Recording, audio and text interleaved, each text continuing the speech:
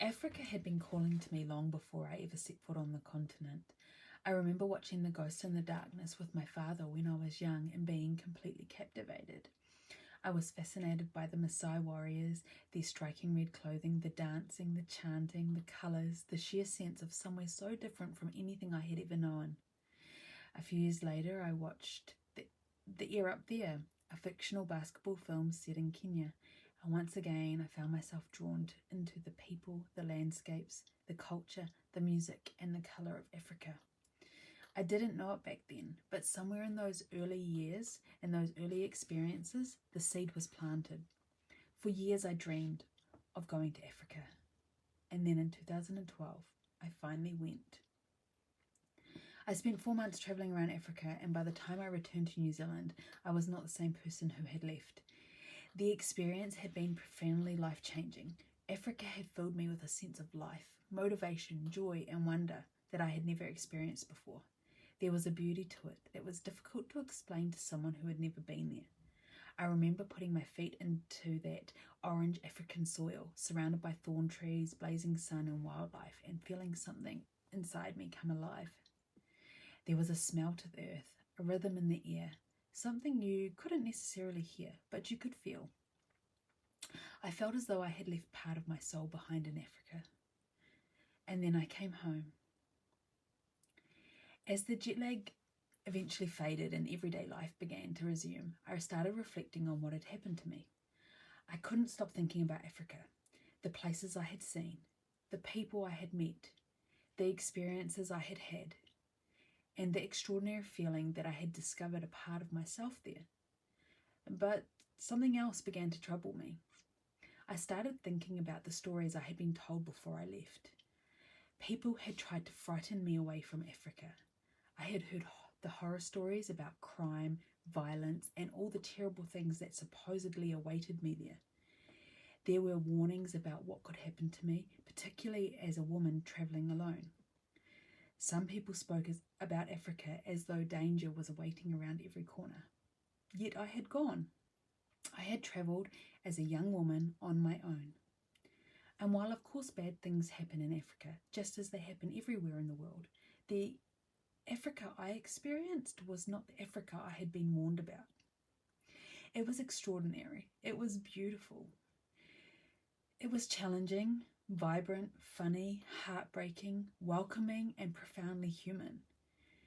And I found myself becoming increasingly saddened by the realization that so many people might never experience it for themselves because of the stories they had been told. How many people had been frightened away from following their dream of visiting Africa by someone who had never even been there? How many people had formed their perception of an entire continent from news reports, stereotypes, stories, or stories told by someone else? How many people would never discover the Africa I had fallen so completely in love with? That question stayed with me, because Africa certainly has its problems. There is poverty, there is crime, there is corruption, there is poaching. There are enormous challenges facing communities, wildlife, and ecosystems across the continent. But that isn't the whole story. There are also people doing extraordinary things.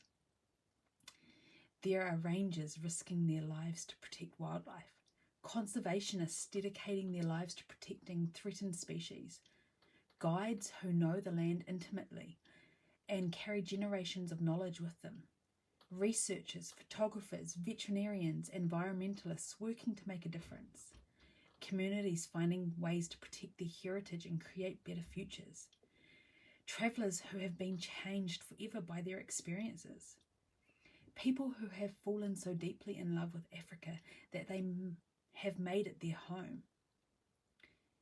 There are stories of courage, humour, resilience, friendship, adventure, loss, discovery, conservation, and transformation. Those were the stories I wanted to tell.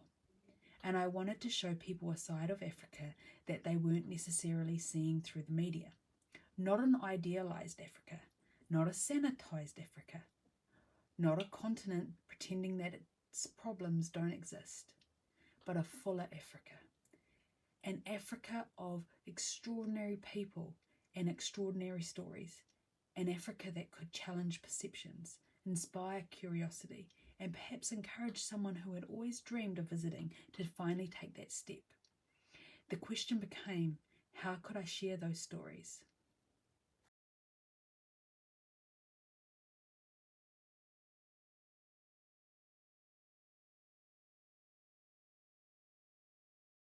I had no blueprint for what came next. There was no existing book that I could pick up and use as a model for what I was trying to create.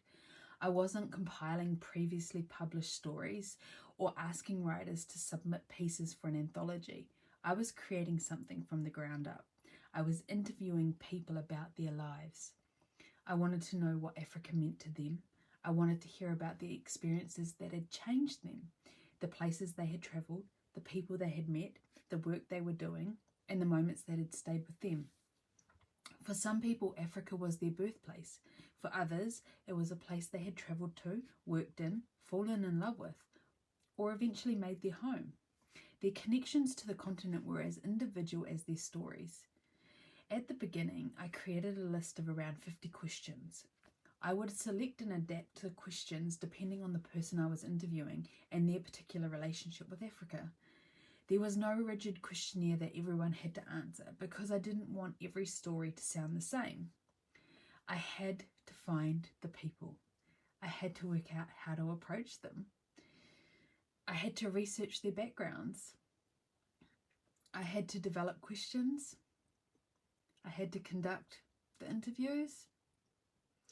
And I had to build relationships and earn people's trust. I had to gather photographs and other material. And then I had to work out how all of these individual conversations and experiences could eventually become a coherent book. I had never done anything on that scale before. There was no handbook telling me how to do it. There was no established publishing model I could simply follow. And as far as I could find, there was no book already published that brought together this breadth of original voices and experiences about Africa in the way I was envisioning. So I learned as I went. I started searching for people through Instagram and Facebook. I followed leads, made connections, sent messages, and reached out to people whose stories caught my attention. One person led to another. Among the first people I interviewed was a woman who had married a Maasai warrior and was living in Tanzania. Another was a wildlife photographer from Zimbabwe. Each conversation opened another door, and those first few interviews were enough to make me realize that I had found something truly special. I was completely inspired by the stories I was hearing. The more people I spoke to, the more I wanted to know. Every interview introduced me to another perspective on Africa and another person whose experience was completely different from the one before. The project began to snowball, and then it began to take on a life of its own.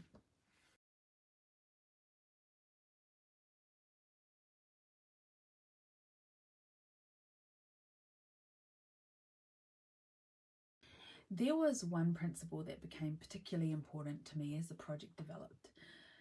I would not manufacture a narrative. I wasn't looking for people who would simply tell me the story I wanted to hear. I didn't interview people with the intention of proving that Africa was wonderful. Nor did I want to create another publication that presented the continent only through its problems. If someone had experienced something difficult, I wanted them to be able to talk about it.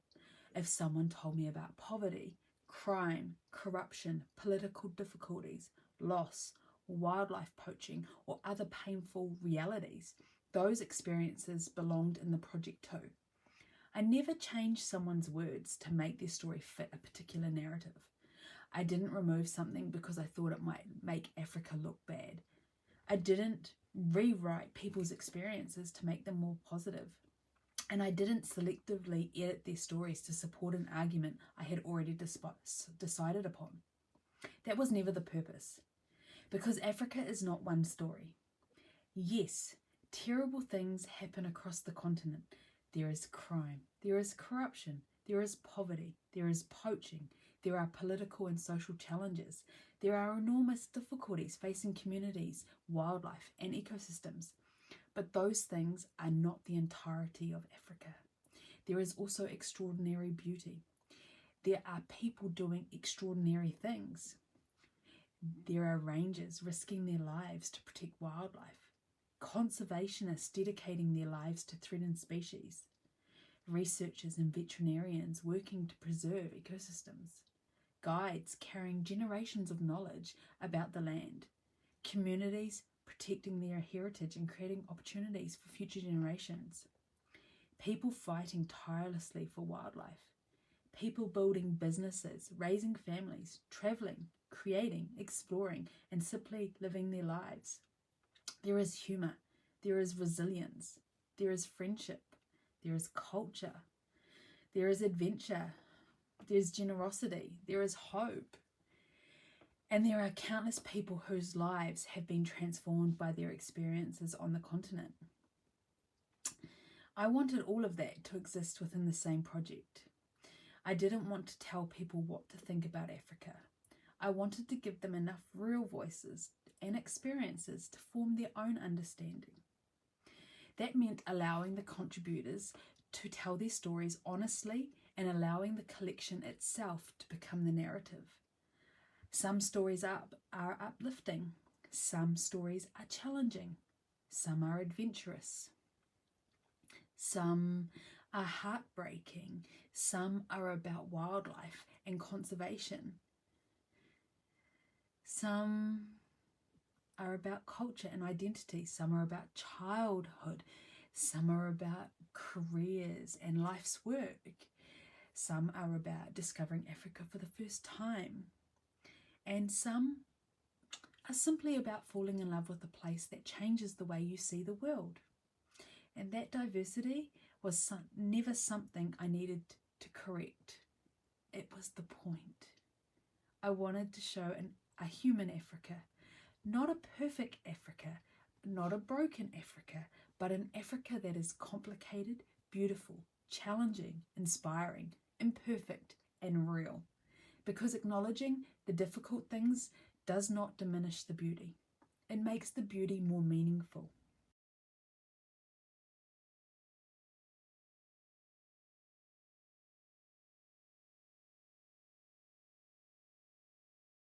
As the project grew, I discovered that interviewing people and collecting stories was only the beginning. There was an enormous amount happening behind the scenes that would never be visible to someone holding the finished book. I was dealing with contributors from different countries and professional backgrounds. I was requesting photographs and other material. I was navigating copyright and intellectual property, and I was obtaining permissions and putting agreements in place. I was learning about the legal responsibilities involved in using other people's words, images, and creative work. As the profile of some of the contributors grew, so did the level of professionalism required. At different stages, I found myself communicating not only with contributors themselves, but with agents, representatives, and lawyers acting on their behalf. There were permissions to obtain, intellectual property to protect, contracts to navigate, and agreements to establish. Every new stage brought something new I had never dealt with before. So I learned. I researched, I asked questions, I sought advice, I worked through problems, then I moved on to the next one. In many ways, I was building the project while simultaneously learning how to build it. There was no large publishing team behind me, no production department, no established organisation with a system already in place to help me. There was just me, a growing network of people who believed in what I was trying to create, and an idea that continued to become bigger every time I thought I had reached its limits. And that became one of the most rewarding parts of the entire experience. I didn't begin the project knowing how to do all of this. I learned because the project demanded that I learn.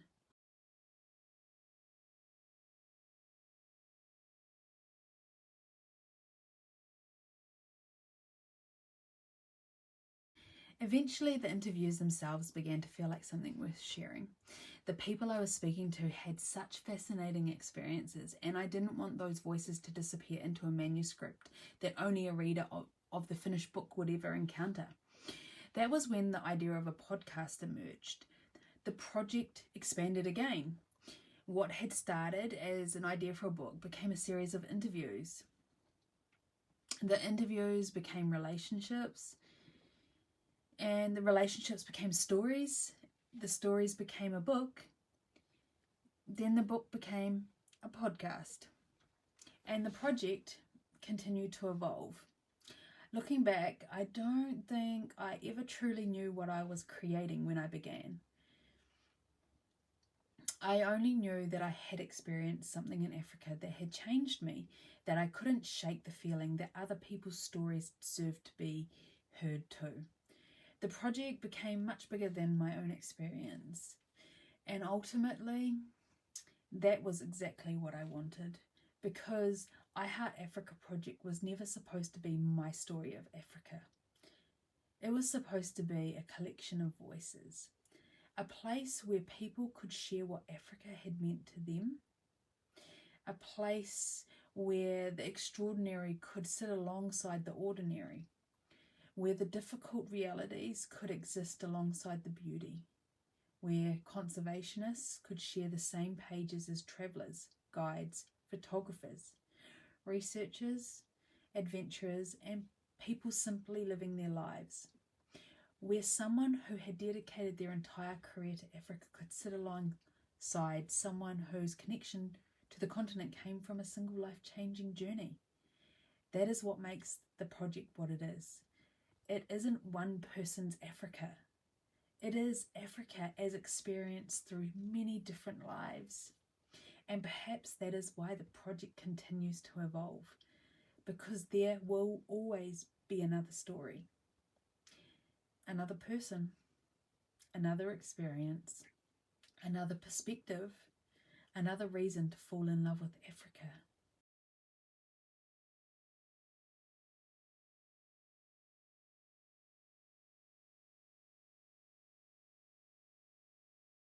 The first major expression of the I Heart Africa project was the book itself. Bringing together voices from across Africa and around the world, the book became a collection of original interviews and personal stories from peoples whose lives have been shaped in some way by the continent. Within its pages are conservationists, safari guides, rangers, wildlife experts, photographers, veterinarians, researchers, travellers, writers, adventurers, community advocates, and people whose connection to Africa is deeply personal. There are people with extraordinary professional backgrounds and remarkable achievements, and there are people who might never consider themselves extraordinary at all, yet have lived extraordinary lives. Some were born in Africa, some moved there, some worked there, some have travelled repeatedly there, some fell in love with the continent, some found their life's purpose there, some experienced profound loss or personal transformation there, and some simply went to Africa expecting one thing and returned home seeing the world differently. Together, these stories create something that no single person's experience ever could. Because there is no single Africa. There are countless Africas, shaped by geography, history, culture, wildlife, communities, individual experiences, and the people who call the continent home. The book was never intended to tell readers what Africa is. It was intended to let them hear Africa through the voices of those who have experienced it. And that remains the heart of the I Heart Africa project to today. What began with my own experience of falling in love with Africa has become a platform for creating and celebrating the people, places, wildlife, cultures, conservation efforts, and experiences that make this continent so extraordinary. At its heart, however, the purpose remains the same as it was when I first began: to share the Africa that changed me, the Africa beyond the headlines, the Africa beyond the stereotypes, the Africa of people, stories, courage, beauty, humour, resilience, and hope. The Africa that once you have experienced it can stay with you forever. I left a part of my soul in Africa in 2012. I Heart Africa project is, in many ways, my way of continuing to find it.